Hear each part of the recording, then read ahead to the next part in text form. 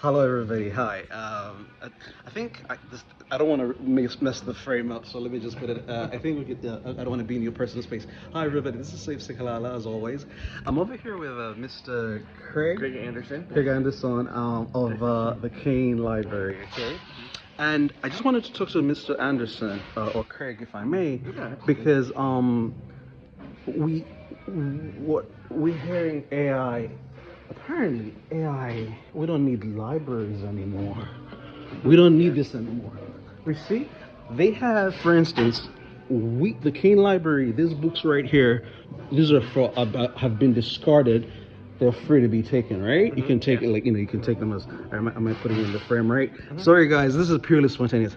So my one question for you, and I promise it's a very brief interview. This one right here. Yeah. I think my voice isn't in there, but you're in the frame. Yes. The question is, this. Oh my God, AI. We don't need libraries anymore.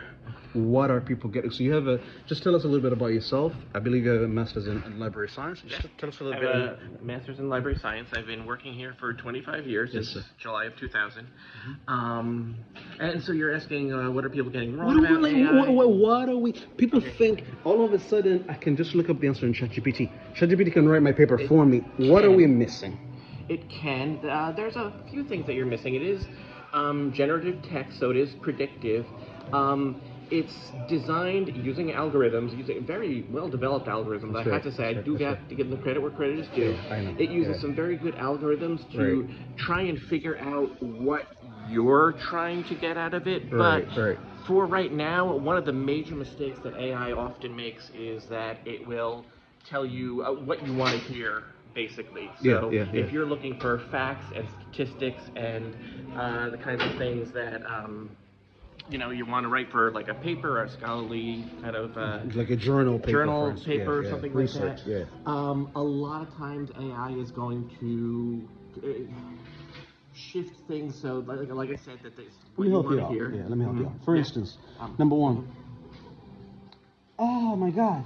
I have a paper due, like my professor, for instance, let me use a real example. Sure, yeah. But let me make something up because I don't, like I want to protect my students' privacy. And we're going to end this in like 1 minute, right? So like, for instance, if I'm teaching a class about random, like interpersonal communication. Absolutely. And I have my students, I give them the term paper is for them to write a paper about, I want them to talk about just the main theories. Like the prompt could be for their term paper. Right. What, having taken interpersonal communication, which is a senior level class, what would you say are the most relevant theories that we can use via praxis in real life to advance our professional and personal lives? Okay, absolutely, yeah. So for instance, and then so I go to ChatGPT. I put in the prompts. Well, ChatGPT is going to send its tendrils out throughout the internet, like the basic boilerplate Corpus, description. the tokens, and everything. Yes, absolutely. Yeah. It's going to come up with the basic boilerplate description of what you need for that question that you just asked. Right. I have seen cases where people will ask, and I'm blaming ChatGPT mostly for this, but when I say ChatGPT, I mean any kind of like predictive text. We have Gemini, we have Llama, we all have those things. Now, I mean, it's like I limit myself to ChatGPT. I can do all those other things. Gemini, whatever is good on Google, whatever. But all those other ones is what you're saying. Like they're all part of this problem, right? Right. Yeah. But yeah, like what I've seen them like put in a question to one of those programs, and then it comes out with this answer, and then sometimes the person will be a little skeptical and they'll say, is that really, and they'll ask, is that really the truth? And then it will say yes. It'll say, oh no, good point, that's not accurate, actually it's this, and then it'll tell them something. I'm like, well, why didn't you say that in the first place? Here's the last question for you, and then I'm going to leave you alone because I'm bothering you. And we have I'm not gonna. I don't have her consent. So like she's over there, Miss Anita, but like I'm not gonna. Let me not put her in the frame. What's the cure? Masters in library science and like the old school method. What's the cure to all this? How can we use it best like a calculator where you use it for the tedious stuff, and then you just what's the answer? There are a few answers to this. Number one, in my own self-interest, I want to say use librarians. For sure. And you guys are very nice. And you guys are very, very nice. I mean, like, he is really nice.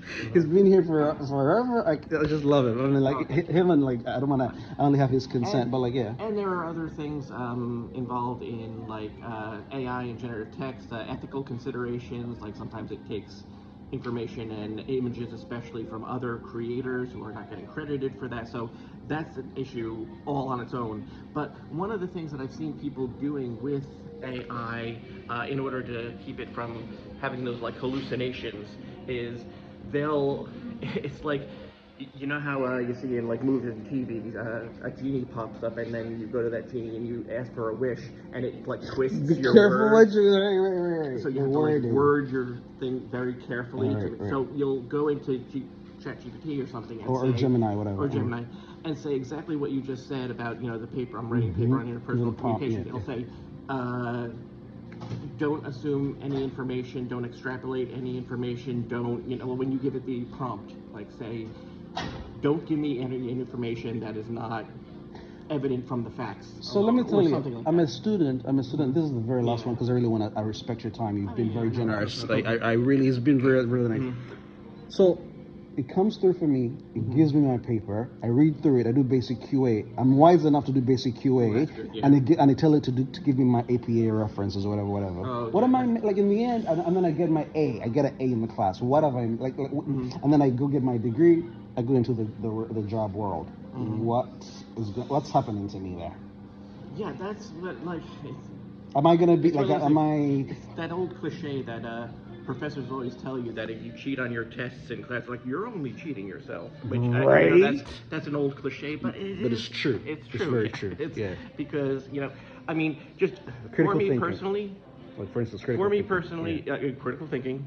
For me personally, if I'm getting kind of old now. I'm over 55. You don't look it. You look my age. Oh, thank you. And that I love your tie, by the way. Anyway. Oh, thank you. Yeah. So you're getting older. You're getting older now. I'm gonna have to like make more doctor's appointments. I want to know that my doctor didn't get his degree just by putting the whole study into ChatGPT. Thank you, right? Me personally, I want to know that they were there in the lab with their hands working on whatever they need to work on and not just coming up. Thank you. This has been really great. So now, because... and I could say the same thing about, like, bridge engineers. If I might commute to work, I want to make sure the bridge engineer didn't this one doctor on LinkedIn, I was talking about the fact that, like, you know, students don't read syllabi, right? And it's important to read a syllabus. This one physician, he says, this is pedantic and stupid. I went through college and med school, and I never read a syllabus. Oh, okay. I thought to myself, wow, this guy is a licensed physician, board certified pharmacologist and all that and all that. Like, I would not want to be his patient, basically, is what I'm saying. You know what I mean? Right. No, absolutely, All right. Thank you so much for your time. You're welcome, absolutely. Thank you for your work here. This is awesome. Like, this is the Nancy Dreyfus Library. Or rather, no, what's the name? Library. The Nancy... Where's this name anyway? Nancy Thompson Library. But we do have a gallery as well. There's a Human Rights Center. So this is Saif Sakalala. Thank you for watching. Over and out. Thank you so much one more time, Mr. Greg. All right. Peace out. All right.